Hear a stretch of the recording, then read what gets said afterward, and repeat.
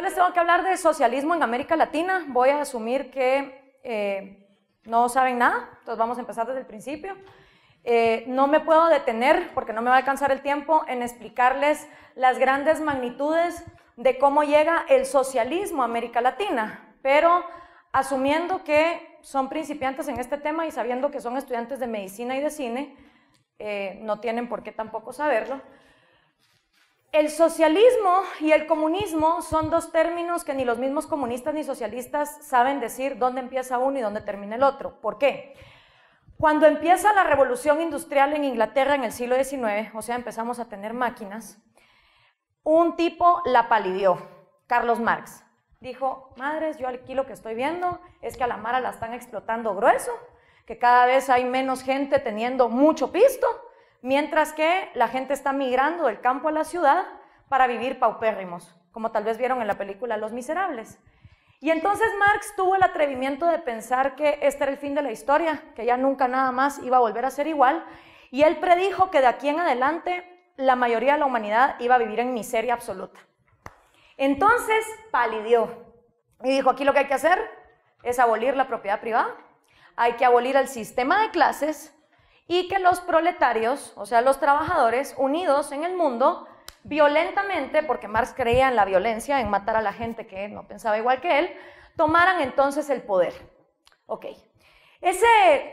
Todos esos pasos, él los llamaba primera fase del comunismo, ¿sí? El comunismo se dividía en dos fases. Y en la segunda fase del comunismo, él asumía que iba a haber un hombre nuevo, un hombre que no iba a tener intereses propios y que entonces, aunque trabajara más, iba a dejar que le dieran exactamente lo mismo. Según El mundo de unicornios de Carlos Marx, ya no iba a haber Estado, ya no iba a haber propiedad privada y ya no iba a haber pisto.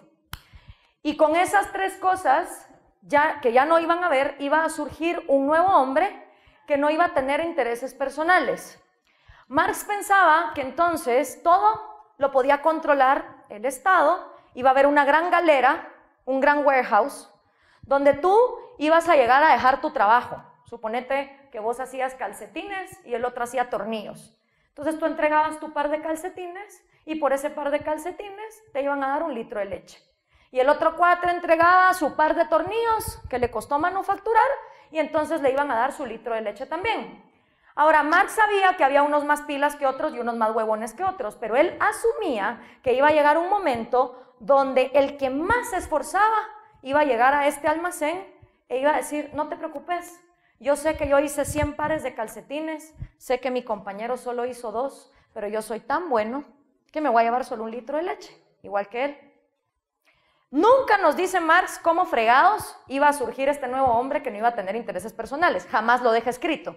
Y entonces deja su teoría puesta en varios libros y los primeros que la llevan a cabo no son ni Alemania ni Inglaterra, porque aparte él decía que para que esta teoría se llevara a cabo tenía que ser en países industrializados.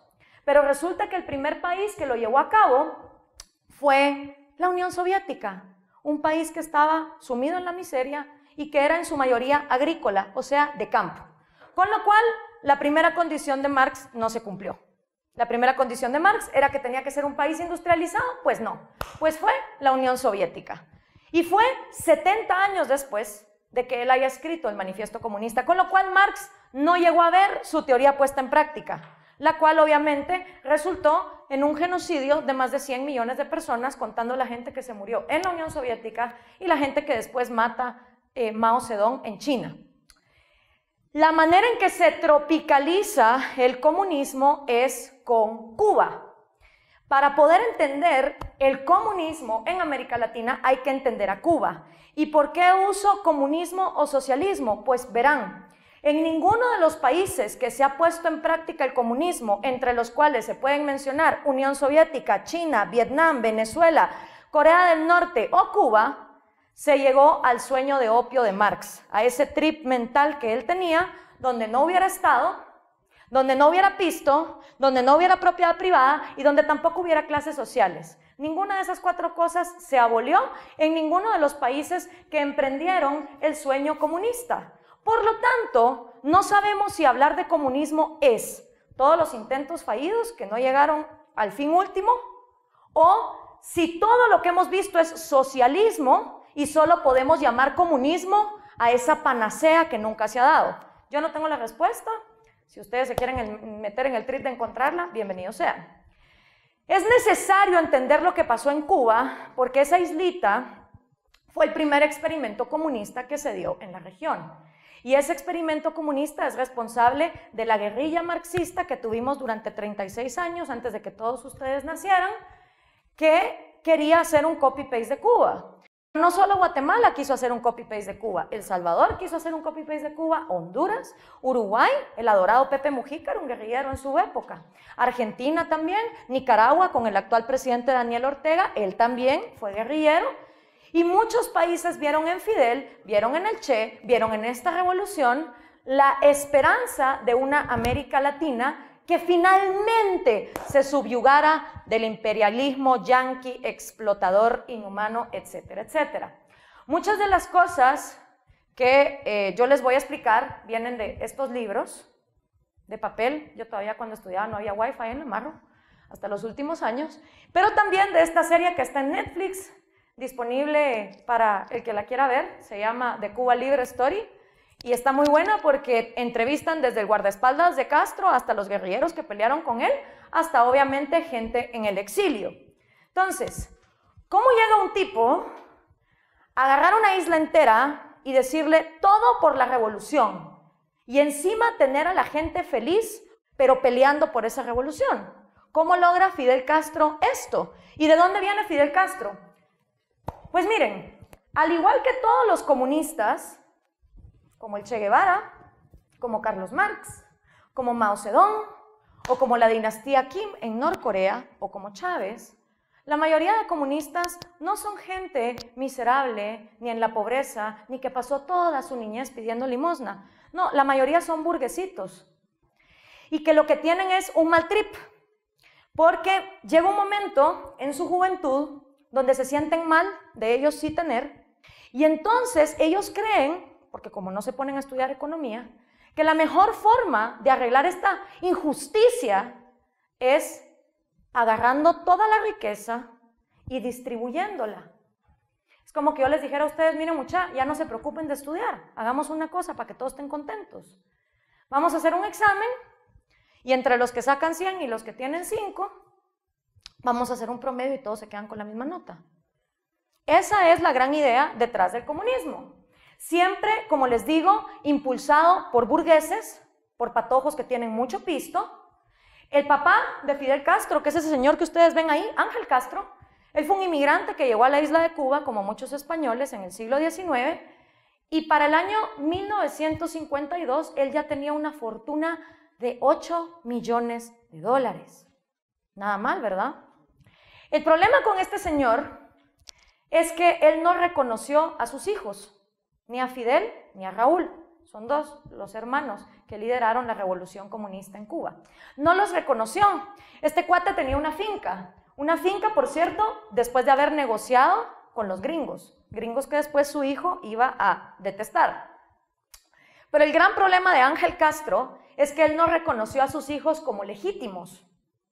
Entonces Fidel y Raúl crecieron entre la opulencia de la hacienda, pero viendo también cómo se trataba de mal a los negros que tenían que ir a cortar caña. Y eso obviamente en Fidel desata un mal trip de injusticia de decir por qué ellos sí y yo no. Con ese contexto tenemos también que analizar cómo logra él entonces convencer a toda una isla. Bueno, pues déjenme contarles. Fidel nunca pasó hambre, Fidel no era pobre, Carlos Marx tampoco, de hecho desde los 31 años dejó de trabajar y lo mantenían Engels y su mujer. Y el Che Guevara también, el abuelo del Che Guevara era uno de los hombres más ricos de Argentina. O sea, son todos niños ricos que tienen este mal trip de la justicia social. Y entonces lo primero que hace Fidel es que se rebela con un dictador que tenía Cuba que se llamaba Fulgencio Batista. Batista cometió el tremendo grave error de dejar que los gringos pasaran adelante a poner negocios, casinos, prostíbulos, lo que fuera, con tal de hacer Cuba florecer. Por eso Cuba, mientras América Latina todavía seguía podrida en la ignorancia y sin infraestructura, Cuba ya en los años 50 tenía televisor a color, tenía más radioemisoras que cualquier lugar, tenía más teatros per cápita que cualquier lugar, tenía carreteras, tenía ferrovías, cosas con las que Guatemala hubiera soñado en esa época y que todavía la seguimos soñando. Era por esa intromisión gringa, donde por supuesto él se llevaba un porcentaje, porque acordemos que la línea no la inventó el Partido Patriota, ¿va? Él se llevaba su porcentaje y dejaba que los gringos pasaran adelante. Entonces, cuando vos tenés una gran población negra que viene de la esclavitud, tenés gringos que se vuelven dueños de todo y tenés un dictador que no te deja hablar, que no te deja expresar, obviamente va a haber convulsión social. Y Fidel Castro, desde la Facultad de Derecho de la Universidad de La Habana, empezó a tratar de hacer movimientos revolucionarios. Y finalmente agarra él a un grupo de gente y se va tras un cuartel en una de las ciudades del oriente del país. Aquí está La Habana, esta es la ciudad capital y este es el oriente. Siempre todos los movimientos que ha habido en Cuba han sido del oriente hacia la capital. Y entonces viene Fidel y le da fusiles a sus cuates y les dice, nos vamos a ir a rebelar contra Batista. Y esa vaina fue un fracaso, porque obviamente Batista estaba mucho mejor armado. Y al final lo meten al bote. Pero Fulgencio Batista, siendo un hombre que no quería quedar mal con nadie, lo deja salir a los 18 meses a Fidel. Y Fidel, ni bruto ni perezoso, se va para México. Y en México, él empieza a reclutar mara, a decirles, mucha, yo quiero hacer una revolución. Para todo esto, Fidel Castro no era comunista, ¿ok? Era como la mara que nos fuimos a parar en la plaza el 2015, ¿va? Sabíamos lo que no queríamos, pero no teníamos idea de cómo hacer país. Una cosa es protestar, otra cosa es proponer.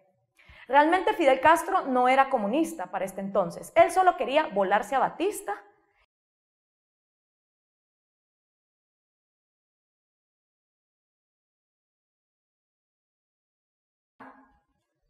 Con Ernesto el Che Guevara.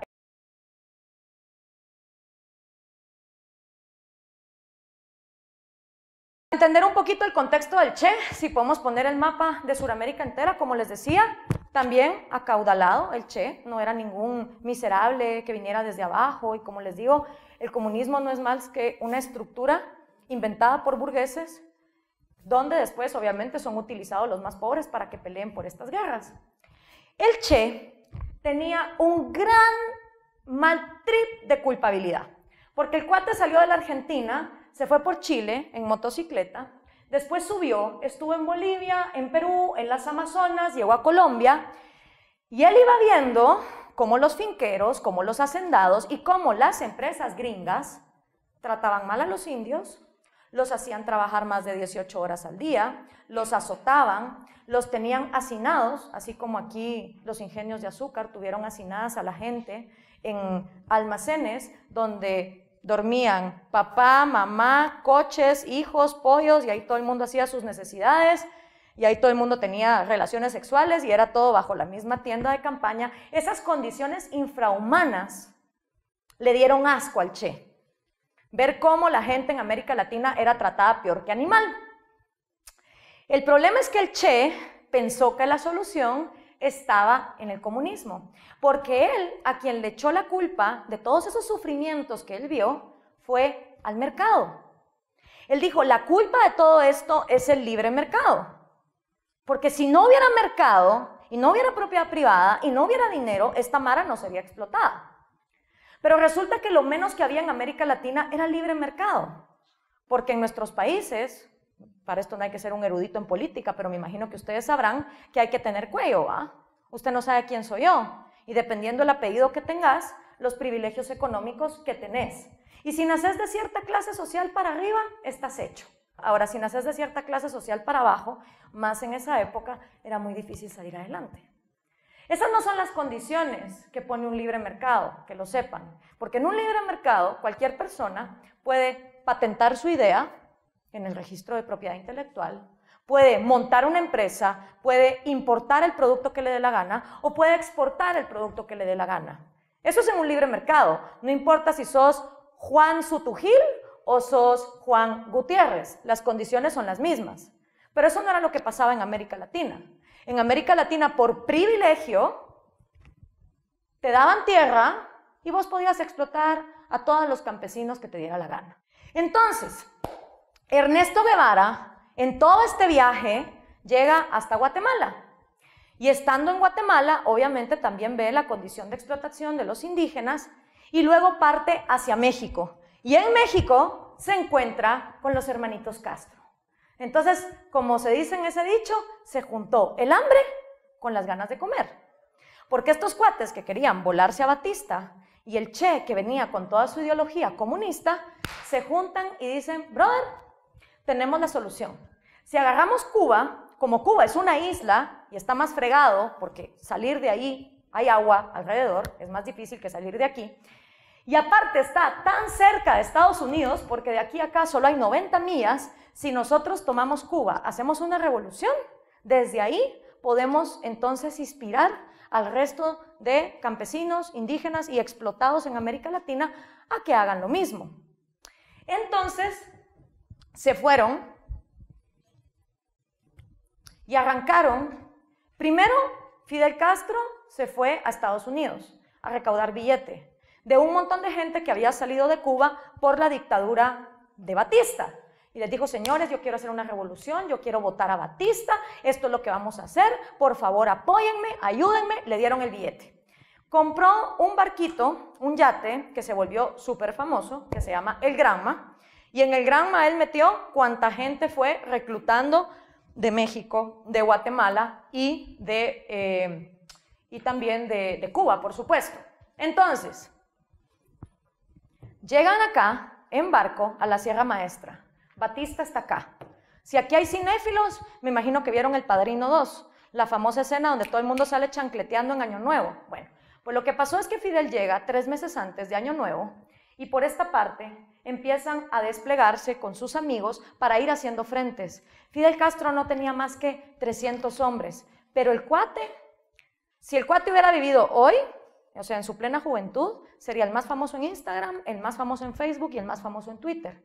Porque Fidel, si algo sabía, era venderse.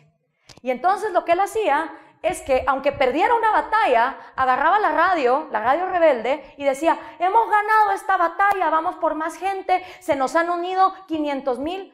¿Y quién chingados desde La Habana iba a ir a comprobar si eso era cierto o no era cierto? Todo el mundo le empezó a creer a Fidel.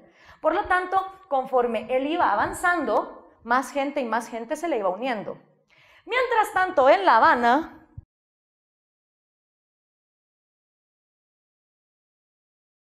barbudos, peludos, que no van a ganar esta vaina. Y Batista hacía todo lo posible por hacerle entender a la gente que no iba a pasar nada, que todo iba a estar bien. Entonces estos cuates siguieron avanzando. Aquí hay unas imágenes del Che en esa su famosa trayectoria por América Latina. Después, ¿verdad? Cuando se vuelve un asesino, se calcula que solo el Che fusiló o mandó a fusilar más de 17,000 cubanos. Entonces, para que ustedes tengan un poquito de idea del contexto que se estaba viviendo, les quiero poner algunas partes de este video.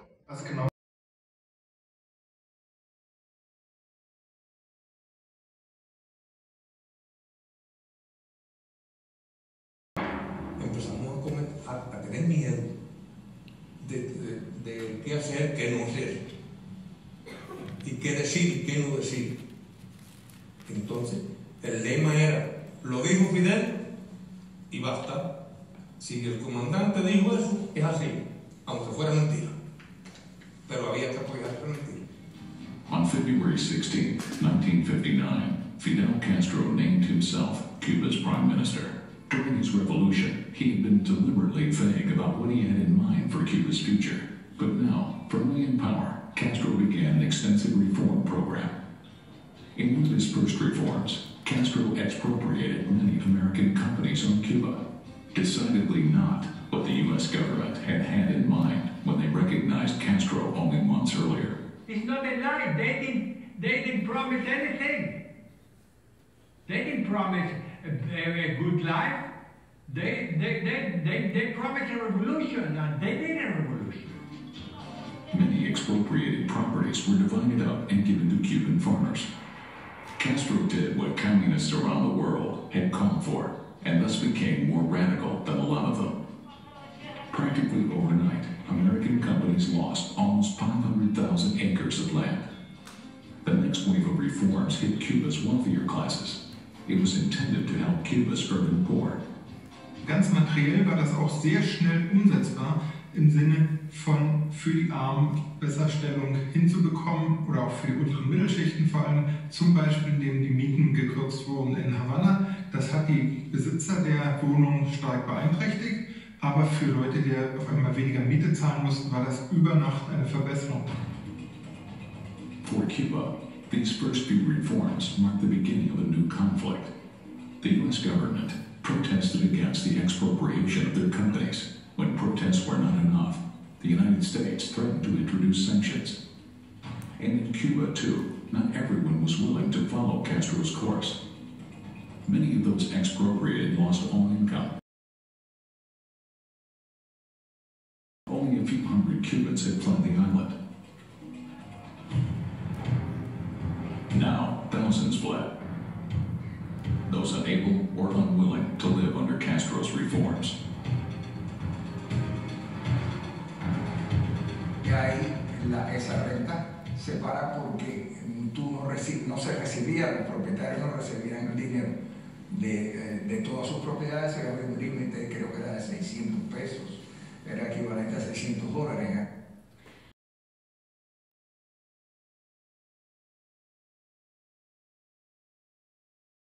Castro comunista es cuando los gringos dicen, bueno, ¿y aquí qué? ¿Nos expropiaron? ¿Qué vamos a hacer? Eisenhower tenía todas las intenciones de ir a conquistar Cuba y agarrarla, porque si no, la podía agarrar la Unión Soviética. Estábamos viviendo una cosa que se llamó la Guerra Fría, que era cuando todavía la Unión Soviética estaba probando si el comunismo iba a triunfar por encima del capitalismo. La cosa es que Eisenhower se retira del puesto y queda Kennedy. Y para el momento en que Kennedy queda, se estaba organizando desde todos los exiliados que salieron de Cuba. Había 7 millones de cubanos cuando entró Castro. Más de 1 millón salieron en el primer año. Toda esa gente se fue para Miami, o hubo gente como mi familia que vinieron para Guatemala, y desde el exilio estaban viendo cómo fregados regresar para volver a capturar la isla y quitar a Castro del poder. Entonces, Eisenhower ya había pactado, antes de irse del puesto, hacer una captura de Cuba, una liberación de Cuba, y fue precisamente en Retaluleu, Guatemala, donde se vinieron a entrenar más de 2,000 cubanos que querían ir a pelear para rescatar su tierra. Y vinieron acá a Retaluleu y se entrenaron en la CIA. Pues les digo esto porque a veces uno dice, ay, a mí qué me importa que una isla se pudra en comunismo. No, pues ya conforme vayamos viendo, vamos a ir viendo cómo toda la historia latinoamericana se entremezcla y cómo realmente sí nos debe importar si un país se pierde, porque al final es también pérdida para nosotros. La cuestión es que después de Eisenhower llega Kennedy al poder. Y cuando a Kennedy le dicen, mira, está este plan, ya lo había firmado Eisenhower, vamos a ir a liberar Cuba, hay mara que se está entrenando en Retaluleu, Guatemala, para salir desde ahí, agarrar Cuba. Kennedy dijo, no lo creo. Yo no quiero conflictos con la Unión Soviética y a mí la verdad es que Cuba me da igual. Entonces, a última hora lo tratan de convencer y decirle, no hombre hermano, no seas mala onda, mira, ahí están todos los cubanos entrenándose en Guatemala, lo único que tenemos que hacer es esperar que ellos bajen en la isla y nosotros los vamos a llegar a apoyar. Y Kennedy como que a medias tintas dijo, está bueno, pues apoyémoslos. Pero apenas si les dio, no sé, 4 aviones y 5 barcos. Y la cosa es que el desembarco fue un fracaso. Y de la mayoría de cubanos que se habían entrenado aquí en REU para ir a rescatar Cuba, pararon presos de Fidel. Hubo gente que perdió 20 años de su vida ahí metido. O sea, eso es como que los agarraran a ustedes ahorita y los sacaran hasta que tuvieran 30 y pico o 40 y pico de años. Entonces, en este contexto, podemos ir viendo también cómo va avanzando la alianza que va teniendo Fidel Castro con la Unión Soviética. Les quiero poner un poquito de esa parte. O para Fidel en particular. Don Camilo es un misterio. Yo tengo informaciones en las 2 direcciones de que Fidel lo mata y de otras que se cae. Es difícil saberlo. Lo que sí se sabe es que Camilo tenía problemas con Raúl Castro, problemas muy serios con Raúl Castro. Uber Matos was made a pariah and sentenced to 20 years imprisonment. Cuba, meanwhile, grieved for Camilo Cienfuegos. But most Cubans had more serious problems than political orientations. Much of the population lived in extreme poverty. The main reason for this was that the United States had cut much of their trade with Cuba, to Fidel Castro's dismay. The first year Fidel was in power, he never mentioned the word communism. He wanted trade agreements. He wanted sugar for tractors for sugar. He wanted to build up Cuba, build hospitals. He wanted building material, paint, cement. To obtain construction materials, Cuba needed a new trade partner. Castro's first choice was the United States' sworn enemy, the Soviet Union. On February 8, 1960, the Soviet minister Anastas Mikoyan landed in Cuba. Accompanying him was an old friend of the Castro brothers, whom they had met in exile in Mexico and who had helped them during the revolution. Ok, entonces acá podemos ver que la razón por la cual Castro se alía a la Unión Soviética y se mete en el trip comunista viene un año después de él estar en el poder, porque dice, ok, expropié a los gringos, mi economía se está viniendo abajo, todo el mundo se está muriendo del hambre, tengo escasez, necesito suplir esto. ¿Y cómo voy a suplir esto? Pues no me voy a ir con los gringos de regreso, ¿va? Ya sé que Eisenhower trató de venirme a atacar, entonces se va con el superenemigo. El enemigo de mi enemigo es mi amigo, y se va con la Unión Soviética, lo cual pone muy feliz a su hermano Raúl, porque Raúl sí empezó a simpatizar con las ideas comunistas, al igual que el Che Guevara. Pero fíjense cómo es de interesante también la historia de Fidel, porque aquí les tengo, bueno, esto es, para que se den cuenta, 1960, o sea, Castro entró en el Año Nuevo del 59. Al año después, el 13 de noviembre de 1960, en Guatemala, empieza la guerrilla a tratar de hacer el mismo copy-paste que en Cuba. Ahora, el cuento que a ustedes les cuentan es que la guerrilla empezó entre los pueblos indígenas explotados y pobres, lo cual está muy fuera de la realidad. La verdad es que la guerrilla empezó en el oriente del país, en un cuartel militar, donde había militares jóvenes que ya estaban aburridos de los militares viejos que venían desde la época de Ubico y decidieron rebelarse, entre ellos John Sosa. Entre ellos, aquí pueden leer la vida de estos cuates. Tampoco era que pidieran limosna o vivieran mal. La mayoría de los guerrilleros guatemaltecos eran, de nuevo les digo, universitarios, gente de clase media alta, que empezó a ver lo que estaba pasando en Cuba y dijeron, ¡qué virgo! Porque claro, cuando Castro nomás entró en el poder, todavía no estaba la crisis que hubo después. En ese momento todo era maravilla. ¿Quién es el barbudo que se le opuso a los gringos? Porque detestamos a los gringos, obviamente, si no nos quitan la nacionalidad latina, eso así es. Y en este libro, que también lo pueden pasar si lo quieren ir viendo, ustedes pueden conocer un poco la historia de los guerrilleros que hubo en Guatemala. Y entonces tuvimos el ejército guerrillero de los pobres, que por ejemplo quemó vivo a el abuelo de Rodrigo Arenas, presidente del Movimiento Cívico Nacional, o sea, para que vean que es historia reciente, hay abuelos, hay tíos, hay gente que murió en esto. Estuvo la ORPA también, estuvieron entonces desplegados por diferentes partes del país, siempre buscando las montañas para hacer ese copy-paste de la Revolución Cubana, porque se buscaba que esto funcionara. Pero no solo en Guatemala, en toda América Latina. O sea, la influencia que tuvo Cuba llegó a todas partes. Pepe Mujica en Uruguay estuvo en la guerrilla, hubo guerrilla en Argentina, hubo guerrilla en Perú, las FARC, que hoy por hoy no solo son guerrilla, sino que son el cártel capitalista más grande de drogas que hay, también tiene su entrada en esto. Y es necesario ver esto, porque el modelo que estaban siguiendo, nadie sabía cómo gobernar, ¿ok? No era que tuvieran un plan de gobierno, era la cuestión de protestar contra los dictadores, la clase explotadora y abusiva de América Latina, llegar al poder, expropiar y después ahí vemos qué hacemos. Realmente no era que esta gente fuera estadista. De hecho, el Che Guevara termina siendo apuntado como el jefe del Banco Central de Cuba. Y la razón por la cual él fue apuntado como el jefe del Banco Central de Cuba es porque estaban en una reunión y dice Fidel, necesito un buen economista. Y el Che entendió un buen comunista. Entonces levantó la mano y dijo, sí, yo me encargo del Banco Central. O sea, los puestos se dieron a dedo. Aparte del Banco Central lo dejó como ministro de Industria. Entonces ustedes se imaginan unos pobres patojos, peludos, sin idea de cómo funciona la economía, creyendo que el comunismo era lo máximo. Ojo, ya la Unión Soviética estaba decayendo, teniendo el control absoluto sobre una isla y todo su poder.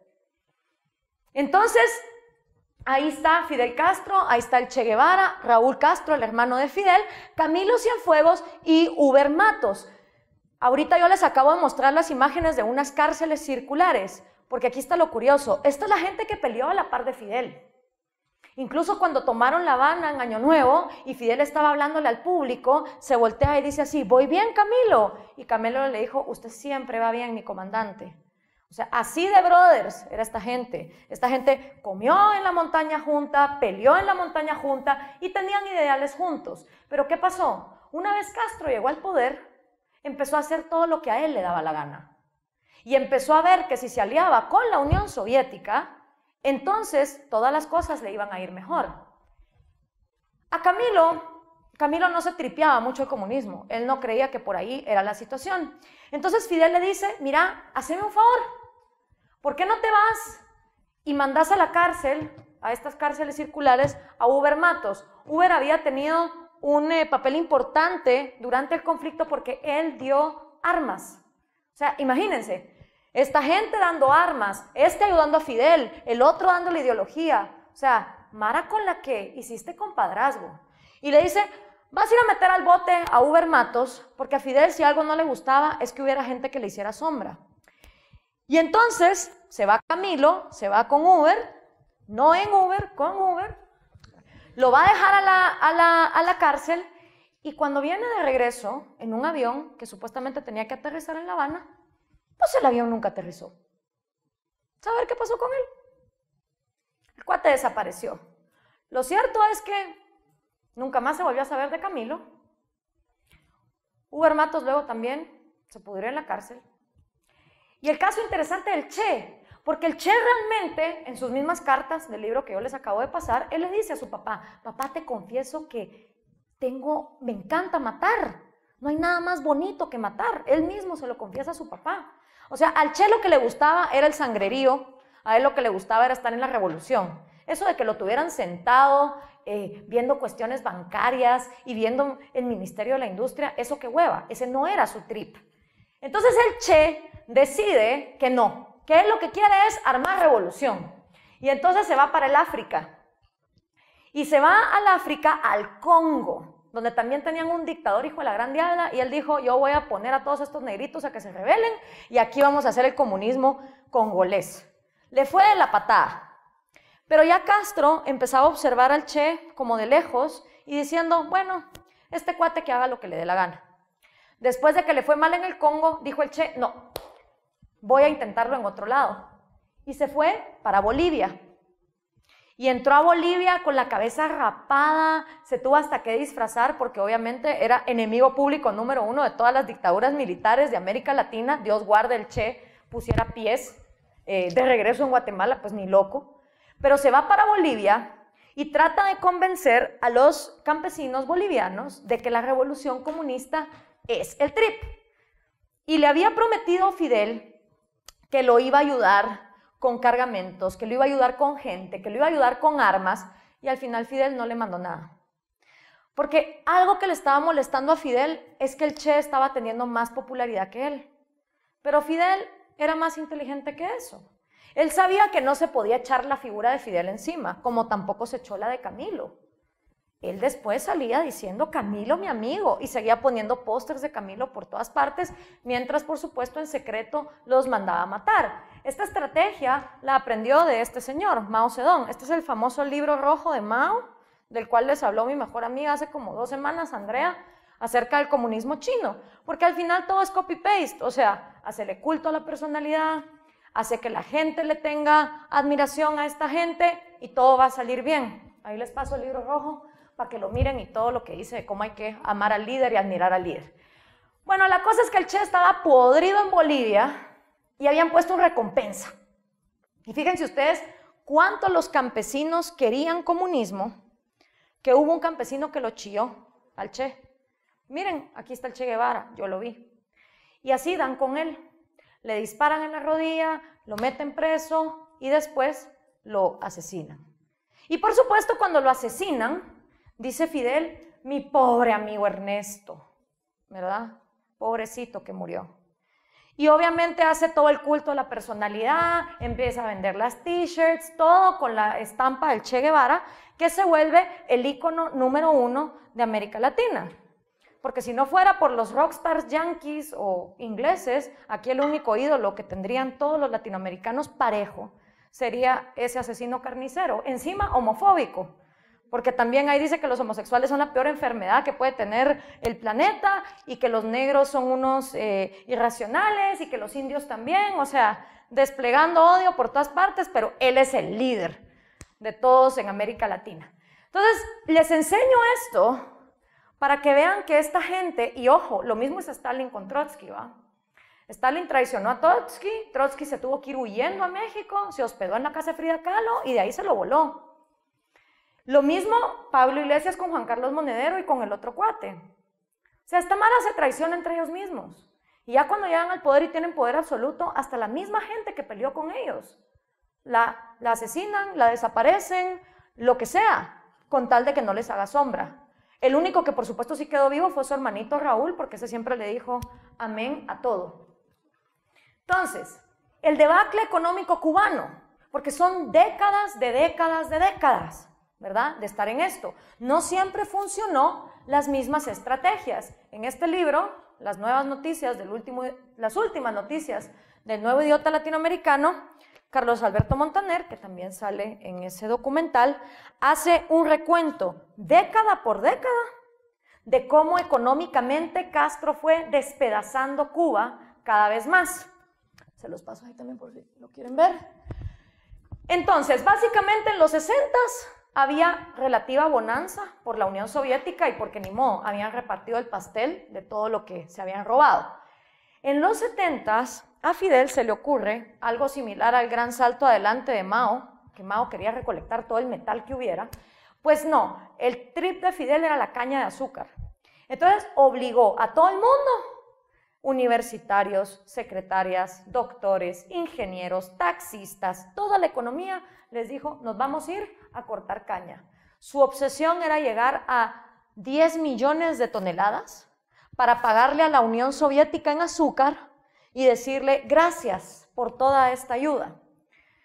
Obviamente la economía colapsó, porque imagínense ustedes, hoy por hoy en Guatemala, si a todos los de los call centers, a todos los médicos de los hospitales, a todos los estudiantes universitarios, a todas las amas de casa, a todas las enfermeras, a todos los policías, a todo el mundo, nos ponen a sembrar maíz, vamos a tener maíz en paleta, eso sí, pero toda la demás economía va a estar absolutamente destruida. Y eso fue lo que logró Fidel con su gran idea de mandar a todo el mundo a cortar caña. Entonces fue un fracaso, porque encima no llegó ni a las 10 millones de toneladas de azúcar, sino que llegó a 9 millones nada más. Y para que lo tengan en cuenta por esa paja del embargo, que supuestamente es por el embargo que les pusieron los gringos, que los cubanos están como están. Bueno, año con año, la Unión Soviética mandaba el equivalente a 100 millones de dólares en ayuda. No sé yo cómo 100 millones de dólares en ayuda, y eso está ahí en ese libro, no pueda alcanzar para que haya prosperidad y para que haya de todo en una isla de 6 millones de personas. Se calcula que la Unión Soviética le mandaba a Cuba cada 5 años el equivalente de lo que los gringos le dieron a los europeos durante el Plan Marshall. O sea, un Plan Marshall que sirvió para reconstruir toda Europa, los cubanos recibían cada 5 años y aún así en la miseria en la que estaban.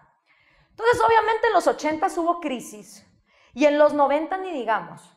En los 90 se vivió lo que se llama el periodo especial en Cuba. Periodo especial porque no había nada para comer. Obviamente en Cuba el comunismo, como funciona, de acuerdo a esa idea del almacén de Marx, es que a vos te dan una tarjeta. Entonces te dicen, usted al mes tiene derecho a 1 libra de carne para una familia de 4, a 1 libra de arroz, si hay aceite, pues aceite, si hay leche, pues leche. O sea, supuestamente lo que te dice la tarjetita es lo que te mereces. Otra cosa es que después de hacer 5 horas de cola y llegues al counter te digan, ¿hay o no hay? Problema es que cuando cae el muro de Berlín y desaparece la Unión Soviética, ya no había quien diera pisto. Y entonces, aunque tú llegaras con tu tarjetita, no había que comer. Y ahí sí desaparecieron los perros callejeros en Cuba, porque hasta, ni modo, eso había que comerse.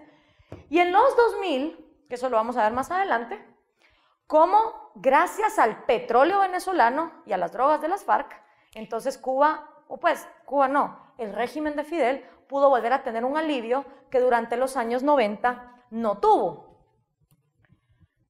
Obviamente la propaganda, el marxismo cultural, ¿verdad? Tiene que estar presente. La revolución marcha bien, hay que seguir adelante, y a todo el mundo le meten el trip de la revolución desde que es chiquito. Esas son las colas.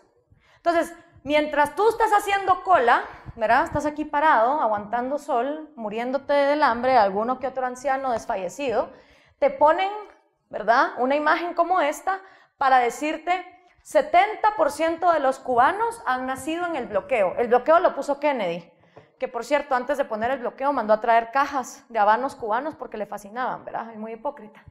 Pero lo que te están tratando de decir aquí es, estás pobre por culpa de los gringos. Entonces, imagínense ustedes la estupidez del comunismo, que es lo mismo que los venezolanos, ¿va? Son un régimen tan poderoso, son un régimen tan bueno, sacaron a patadas a los gringos, pero la razón por la que estás pobre es porque los gringos no quieren comerciar contigo. ¿Dónde está la estupidez, va? O por ejemplo, cuando te dicen, yo te voy a sacar de pobre, yo líder comunista, yo te voy a sacar de pobre. Ah, pero ser rico es ser inmoral, y tener riqueza es ser inmoral. Entonces uno como público se queda como, bueno, ¿y entonces qué? ¿Mejor me quedo pobre y soy moral? ¿O me vas a volver rico y entonces yo también me voy a volver inmoral? ¿Cómo está la cosa? Durante todo este experimento que hizo Fidel Castro, se calcula que él tiene una fortuna, según Forbes, de $900 millones. Entonces, el comunismo no es que termine con las clases sociales, es que simplemente te deja una sola clase social elitista, mientras el resto del pueblo, aunque sean ingenieros, prefieren ser taxistas, y aunque sean abogadas, prefieren ser prostitutas. Porque lo que sí pasó en los años 90 es que entró el turismo. Mientras estaba viendo la gran crisis del periodo especial, dijo Fidel, bueno, aquí que venga la mar a cancunear. Y entonces los canadienses, los europeos, los españoles, felices de la vida, ¿verdad? Teniendo prostitutas de 13 años por una pasta de dientes o por un paquete de Kotex, que mejor, solo había que hacerse a la vista gorda de los lugares con miseria, ir al hotel 5 estrellas, a cancunear a Cuba, y me tapo los oídos y los ojos de ver la miseria en la que se vive, paraíso tropical. Igual que está haciendo Venezuela con la Isla Margarita, o sea, mantener esa fantasía yendo. ¿Acabó el comunismo en Cuba? ¿Acabó con la diferencia de clases? Pues no. Y entonces uno se pregunta, bueno, los izquierdistas guatemaltecos que les cae mal que unas pocas familias sean dueñas de todo. Por cierto, mañana va a haber un foro, el foro NOJ, aquí en La Marro, a las 6:30, de si hay monopolios en Guatemala y qué monopolios hay. Porque yo veo que cada vez hay más cervezas y hay más cementos y hay más de todo, pero aquí se sigue diciendo que hay monopolios, entonces va a estar interesante. Pero mientras el izquierdista latinoamericano se enoja porque solo las familias de la rosca tienen poder, no les importa que en Cuba una sola familia sea dueña de todo. Porque lo que ocurre en Cuba es que sí, vos trabajás, pero el 90% de tu salario se va al gobierno. Ah, pero tienen salud y educación gratis. Pues sí, ahí está la fantocha del hospital, pero cuando vos llegás resulta que no hay medicinas ni médicos que te atiendan. Porque los mejores esclavos del siglo XXI, no dicho por mí, dicho por Giovanni Sánchez, son los médicos cubanos. Fidel exporta esclavos como médicos. Estos cuates se desviven sacando a nuestros niños de la desnutrición, operando a nuestras mujeres. ¡Ay, qué lindo los médicos cubanos! Pero esos cuates de todo lo que trabajan, el 90% se va para el gobierno. Y viven en la miseria. Entonces digo yo, ¿qué es más inhumano o qué es más cruel? Poner a alguien a estudiar una carrera universitaria, volverlo pilas para después tenerlo en la miseria. Yo creo que eso es más cruel que una persona nazca, crezca, se reproduzca y muera en la ignorancia, porque al menos no sabe de lo que se pierde. Es analfabeta, su cabeza no dio para más, incluso por los temas de desnutrición. Pero que vos vengas y agarres a alguien y le des una profesionalización y le digas, vos sacaste esta carrera, y que luego le digas, tu sueldo, que el sueldo promedio en Cuba es $8 al mes. Entonces tu sueldo no te va a alcanzar para vivir bien. No sé realmente qué es más cruel. Y entonces, yo sé que ver footage de hace 50 o 60 años a ustedes les puede parecer como poco relatable. Entonces les voy a poner qué es lo que piensa su generación, los jóvenes millennials cubanos, los que tienen su edad, acerca de esto.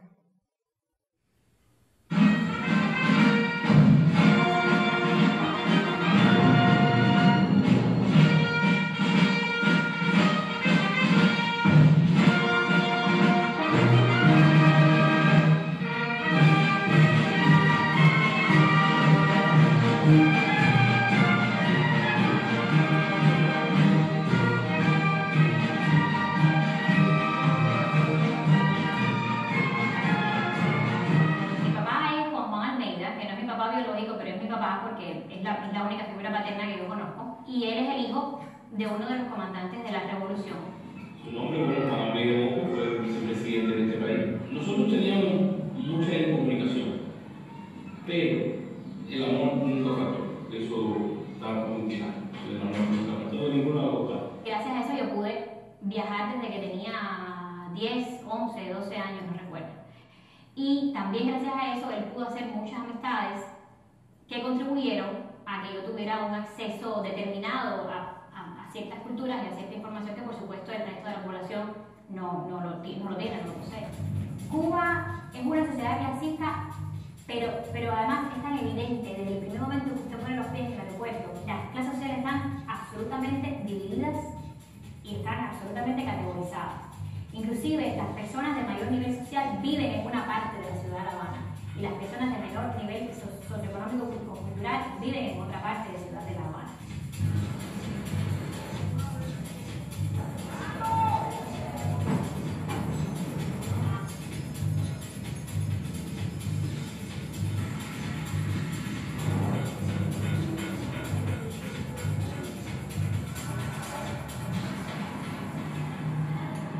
Las prebendas consisten en tener acceso a un vehículo para poder moverse, en tener acceso a internet, en tener un celular y en tener la posibilidad de viajar. Mi generación no está comprometida desde ningún punto de vista con el proceso que llaman revolucionario. ¿Qué opinas de cumpleaños de la revolución de los 50 años? A mí es lo mismo que se cumplen 50, que 30, que 20. Yo creo que se acaban ya los cumpleaños de ese año. Mis dos abuelos empezaron por esto, que eran líderes de la revolución. Y nada, mírame a mí, yo no tengo nada. Mis abuelos le dijeron a mis padres que ellos iban a ver el cambio con la revolución, y mis padres me dijeron a mí que yo iba a ver el cambio. Yo se lo voy a decir a mis hijos, esto no va a cambiar, no pueden ni ver mi cara porque si no voy preso. Ya inclusive la generación de mis padres que puede hasta cierto punto sentimentalmente verse vinculada con ese proceso, ya están totalmente al margen porque no se sienten, porque no creen que eso fructificó, y por ende mucho menos la mía. O sea, no hay ningún vínculo histórico, por supuesto que no hay, y no hay vínculo sentimental, y no hay vínculo desde ningún punto de vista. Al contrario, inclusive en la Universidad de La Habana se suscitaron muchas discusiones al respecto, porque la mayoría de los estudiantes estaban en desacuerdo con el sistema y con los procesos que estaban teniendo lugar en Cuba, tanto económicos como sociales. Los profesores tienen un compromiso moral, tienen que cumplir con ciertas regulaciones dentro de la universidad, pero la mayoría de los profesores universitarios son jóvenes, y justamente por ser jóvenes y por estar más cerca generacionalmente de nosotros, pues coinciden muchas veces las mismas reacciones, además de que sufren las mismas necesidades. Es imposible estar en contra de algo que golpea a uno todos los días. Entonces, ahí está hablando una chava que como su papá estaba con la revolución, ella tuvo la oportunidad de viajar, de internet, de todo. Entonces, ¿qué es lo que determina si tenés el pisto para írtelo a somatar al Plus de La Habana? Pongámoslo así. que tus papás estén con la revolución. O sea, allá la élite, la clase, los que tienen el pisto, los que tienen el acceso, así como en Guatemala son los narcos o son los que tienen privilegios económicos, en Cuba es el que esté con la revolución comunista. O sea, lo irónico es, si vos te pones el sombrero de comunista, entonces tenés acceso a todos los bienes capitalistas. Ahora, si vos te opones al régimen comunista y no estás de acuerdo con que haya un único partido, con que solo a Fidel Castro lo presenten a elecciones, entonces te jodiste. Y esta es una prueba del otro lado de la moneda. En ilegal solo se tiene una autorización. En esta parte de aquí es donde llega la cosa. Esta chava es abogada. Ella estudió para ser abogada. Y hizo el cálculo, ganando $12 al mes, cuántos años ella tenía que vivir para poderse comprar su propia casa. Porque obviamente la propiedad privada está negada hasta ahora que murió Fidel y que Raúl ha abierto un poquito los mini negocios, pero la propiedad privada en general está prohibida. Entonces ella dijo, ¿cuántos años tengo yo que trabajar para poderme comprar una casa a $12 al mes? Se iba a poder comprar su casa cuando ella tuviera 98 años. Entonces dijo, pues no, mejor hago como hace la mayoría, siendo abogada, y se puso a construir su propia comedor. Y aquí está el baño, que es lo que más imprescindible ahora. Necesito una cocina y un baño. Estamos trabajando en eso, pero bueno, se demora bastante porque no tenemos todos los materiales todavía. Ahí está mi esposo y mi hermano, hablando de nuevo para hacer instalaciones sanitarias. Ayer echamos el piso, mañana pintamos, lo mismo masillo, pinto, instalado, de todo. Ya estoy de abogada también, ya como una licenciatura en albañilería también, porque he aprendido a hacer de todo por la necesidad. Ese hábito de estudio, ese deseo de hacer y de ser algo, lo aprendí en la vocacional Lenin. En el barrio, todos los que estaban alrededor más o menos tenían la misma situación, pero en la Lenin no. Y en la Lenin había gente con posesión, había gente con dinero, había hijitos de mamá y papá, como decíamos nosotros, había muchos más, casi todos hijos de dirigentes, con diferentes posibilidades que no tenía yo. Yo que tuve que entrar con unos tenis que en aquella época se decían Loe, casi rotos porque no tenía otra cosa. Y tuve que hacer de tripas corazón para no fijarme en ese tipo de cosas y decir hay que estudiar, porque lo que importa es estudiar y tener mi docera. Pero ya cuando estaba llegando mi quinto año, al final de mi quinto año, qué triste. Mi sueño es aparatar, porque vi mi realidad, y no solo mi realidad, sino de los otros jóvenes que se habían graduado de antes que yo y que habíamos competido de estudio anteriormente, de que no iba a haber posibilidad de una prosperidad, una oportunidad de salir de aquella miseria que siempre me había acompañado por toda mi vida. Un título colgado en la pared y ya, más nada. Si trabajaba, sí podía trabajar, como 275 pesos. 275 pesos prácticamente no me dan ni para comprar la vivienda del trabajo, en el trabajo y el transporte. Mucho menos me da comprar un mes de zapatos a mi hijo. En Cuba ser fiscal o ser un juez es que te califiquen muy efectivamente, ¿no? Por el malvado, el mal. Entonces, ahí es donde yo les digo, sí, Guatemala está jodida, bien jodida, pero aquí el que quiere salir adelante y el que se quiere superar y el que quiere ahorrar su dinero y el que no se pone a tener más hijos de los que puede mantener, tiene posibilidades. Y si no, por lo menos se puede ir a Estados Unidos. Y de verdad que está bien ser comunista y ser socialista. O sea, si hay gente en esta vida que cree que el dinero es Satanás y que la propiedad privada es Lucifer, entonces están en todo su derecho. Es que también es parte de la libertad ser libre de no meterte en el mercado si no te da la gana. Buenísimo. Pero lo que no tenés derecho es que como vos tenés ese trip mental de que la propiedad privada es mala y que el dinero es malo y que trabajar qué hueva, vas a venir a quitarle la propiedad a otros para vos financiar tus propios deseos. Eso es lo que no se vale. Entonces, lo que pasa en la sociedad cubana es que hay gente que se faja estudiando, se faja trabajando y con qué derecho y a cuenta de qué va a venir el gobierno a quitarles el 90% de su salario. Eso es la gran, digamos, la gran cosa que uno pregunta, ¿por qué? porque es verdad. Yo no estoy diciendo que América Latina sea ejemplo de nada, ni mucho menos, pero a lo que voy es la libertad de cada cual de poder emprender con su vida los proyectos que quiera. Cae el muro de Berlín, Cuba se queda sin plata. Pero además de esto, cuando cae el muro de Berlín, la mayoría de nuestros países pasamos de ser dictaduras militares, Ríos Montt y Dígoras Fuentes, a gobiernos civiles y democráticos.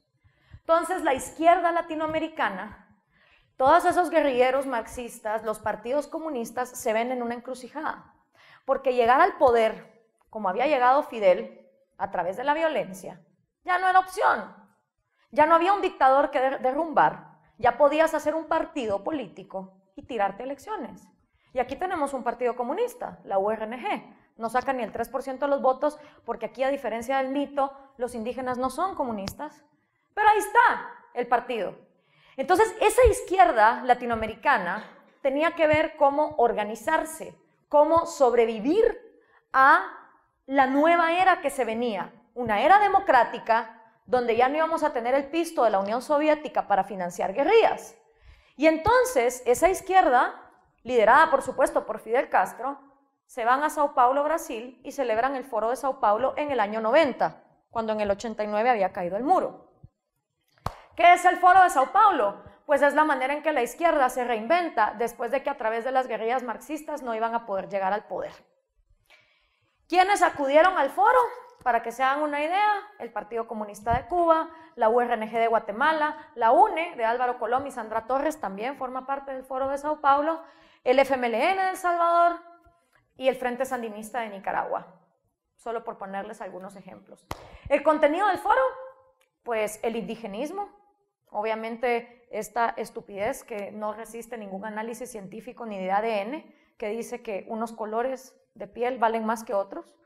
No sé si han visto ese video que ha circulado en las redes, agarran a un grupo de jóvenes y los jóvenes dicen, ay, es que yo soy 100% rumano, y yo soy 100% gitano, y yo soy 100% inglés, y le sacan una muestra de ADN y la llevan al laboratorio, y los cuates se ponen a llorar porque ven que tienen partes de África, partes de Asia, o sea, tu mapa genético. El indigenismo no resiste ningún análisis científico porque todos somos una licuadora genética.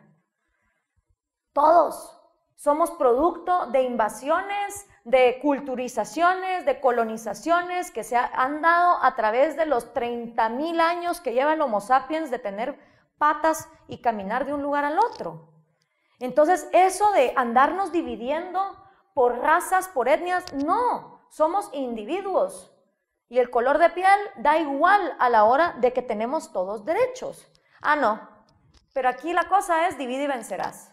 Y la misma gente que condena a los nazis por decir lo mismo, solo que de las pieles blancas, se pone a aplaudir como foca cuando se habla del indigenismo y de la cultura indígena y de que ellos tienen que tener más derechos por sobre los demás. Entonces digo yo, ojalá llegue el día en que se repartan 14 millones de kits de ADN en esta nación y nos dejemos de pajas y todo el mundo descubra lo que hay detrás de cada uno de su ADN. Lo segundo, obviamente, es el ecologismo radical, que está más basado en la ciencia ficción que en la ciencia per se, y la teología de la liberación, que fue un movimiento católico que nació en la Universidad de Lovaina, que le permitía a los sacerdotes católicos meterse en las guerrillas marxistas. Entonces, estas tres patas ideológicas son las que sostienen el Foro de Sao Paulo. Si ustedes quieren saber más de este tema, escribí un libro con Axel Kaiser, se llama El engaño populista. Y básicamente lo que decimos en este libro es cómo la Cuba de Fidel Castro, una Cuba revolucionaria, una Cuba que llegó al poder como Marx quería, de una manera violenta, se pasa democráticamente a otros regímenes a lo largo de la historia. Y lo que hemos visto es que todos estos países han seguido un manual. Primero, dividir a la sociedad con odio. Todos los caqueros tienen un nombre específico en cada país. En Ecuador les dicen pelucones, en Argentina les dicen gorilas, en Brasil les dicen cochiñas, en Venezuela les dicen escuálidos, en Guatemala caciferos, marrocos, lo que quieran. Después de dividir a la sociedad con odio, lo que viene es eliminar del legislativo cualquier oposición. Si ustedes ven cualquier país gobernado por el socialismo del siglo XXI, sus diputados son todos alineados a lo que el presidente quiere. Lo tercero es comprar jueces para evitar juicios y castigos, ampliar los empleos estatales para extorsionar aliados, reformar la Constitución. ¿Les suena familiar? Reformar la Constitución, Foro de Sao Paulo, que se está discutiendo ahorita en Guatemala, ponerle límites a la propiedad privada, eliminar la libertad de prensa y de expresión y anular al individuo y a sus 3 derechos en nombre del pueblo. Esto empieza obviamente por el Poder Ejecutivo, quitándole poderes al Legislativo y al Judicial, pero de ahí hay que ir a por la sociedad civil. Al final, aunque se llamen democracias y aunque toda la gente diga Venezuela se lo buscó, ¿para qué anda votando por el tarado de Chávez?, llegan democráticamente al poder e instalan la misma dictadura que instaló Cuba, que instaló la Unión Soviética, que instaló cualquiera, pero como la Constitución sigue diciendo que son repúblicas y la OEA no se pone los pantalones de decirles dictaduras, pues toda la gente cree que ahí sigue habiendo democracia. Al final lo que tenés es un estado totalitario. ¿Cuáles son los países donde está gobernando actualmente el socialismo del siglo XXI? El Salvador, Nicaragua, Venezuela, Bolivia, Ecuador, Brasil ya se salió, Argentina ya se salió, pero este era el mapa hasta hace 2 años. Bastante influencia, ¿no? Al fin y al cabo, si el Che hoy se levantara de su tumba, diría, puchicas, lo que no logramos con el fusil, lo logramos con las masas. Masas mulas que encima votaron por nosotros porque creyeron que las íbamos a sacar de pobres y resulta que hoy en América Latina hay más pobreza, más riqueza extrema, ¿verdad? Porque ahora hay riqueza por los narcos, por los corruptos y por los pocos empresarios decentes que hay y una pobreza generalizada. Si el socialismo funcionara, ni la Unión Soviética hubiera colapsado, ni la gente estaría comiendo basura en Venezuela, ni las balsas saldrían de Cuba para Miami. Esa es la mejor prueba de que el socialismo en la práctica no funciona. Ahora, ¿cuál es el peor problema del socialismo?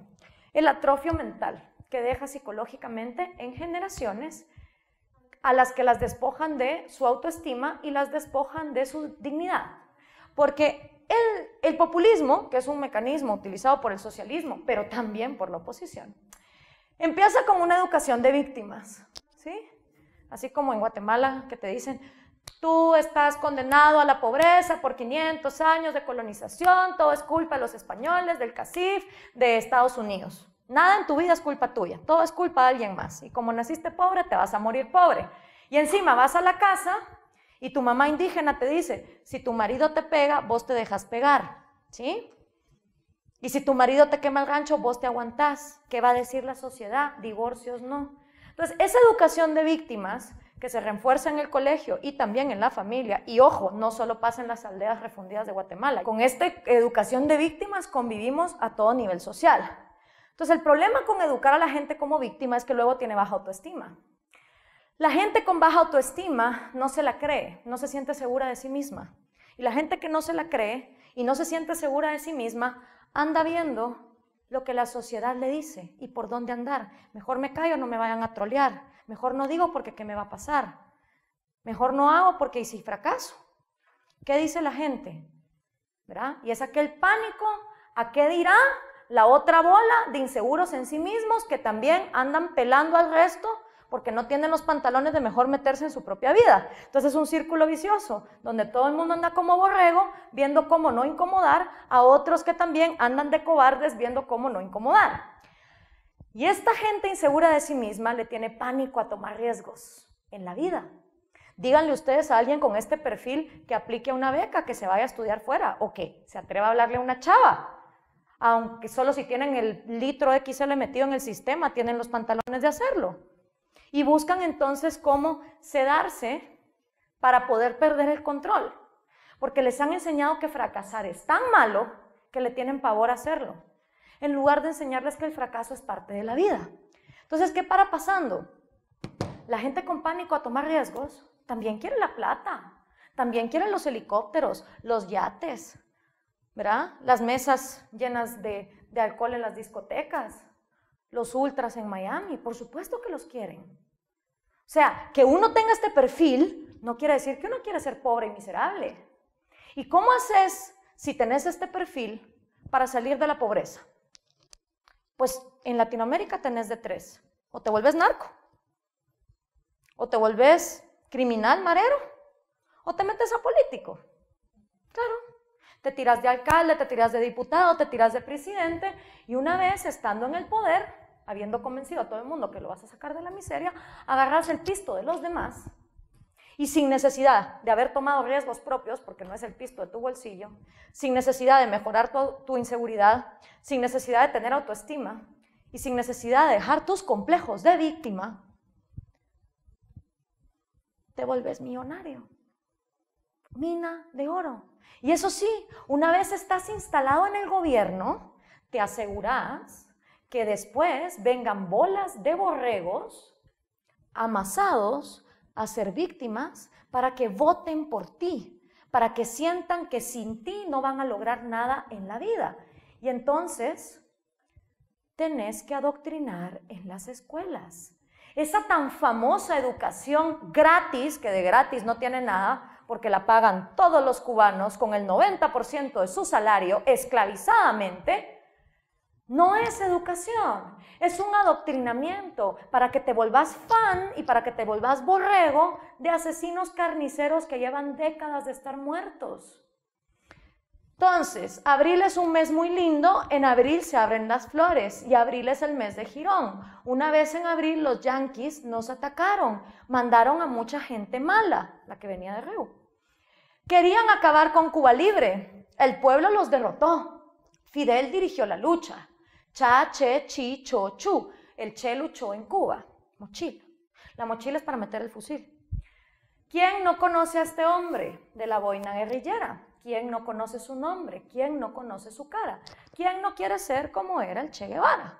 Entonces vos tenés 7 años y todo lo que ves es miseria y te enseñan esto, ¿qué crees que va a pasar a futuro? Pero no solo es ahí. Universidad de Buenos Aires, Facultad de Derecho, año 2015. Que la universidad se pinta de pueblo. La izquierda está con Cristina y con el Proyecto Nacional Popular Latinoamericano, PCSS. Universidad, súmate a la militancia. Revolución es sentido del momento histórico, Fidel Castro. Las aventuras de Evito, lectura obligatoria en Bolivia para niños de kinder. Entonces te dice, Evito era un pobre niño que no tenía para comer. Entonces te pone abajo, en el año 2008 el presidente Evo Morales regaló tantas bolsas de comida. Dicen los niñitos. Y mi favorito, libros de sexto primaria en Venezuela. Entonces, el pobre de Bolívar, al igual que el pobre de José Martí, que eran más libertarios que la médula, yo creo que se revuelcan en sus tumbas cada vez que Fidel Castro o Hugo Chávez prostituían sus nombres, metiéndolos en esa carnicería de dictadura que tuvieron, y por supuesto Jesucristo abrazándolos a los dos. Entonces, mientras el mundo avanza para tener innovación, para enseñarle a los jóvenes de tecnología, de cómo usar satélites en el espacio, nosotros a nuestra juventud la volvemos fan de asesinos que están muertos y les enseñamos que ellos por sus propios medios no van a poder salir adelante. Todo esto que yo les acabo de decir me ha servido a mí mucho para hacer un segundo libro que se llama Cómo hablar con un progre. Porque yo sí creo que si queremos acabar con la pobreza, aquí vamos a tener que enseñarle a cada quien a pararse en sus propios pies. Y creo que el sistema donde cada quien se para en sus propios pies es en el libre mercado. Si a vos no te gustan los gringos y no te gustan los productos gringos, estás en tu libertad de no consumirlos. Pero no tenés derecho a llegar por la vía violenta al poder a joderle la vida a los demás. Deja que cada quien decida.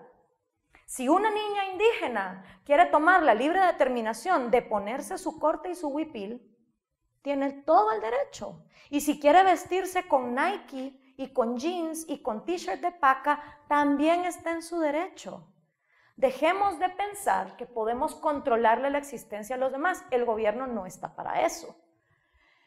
Ahora, yo sí los invito a que estudien la historia del socialismo, porque es bien fácil decirse fan de Bernie Sanders y socialismo y distribución de la riqueza y qué cool.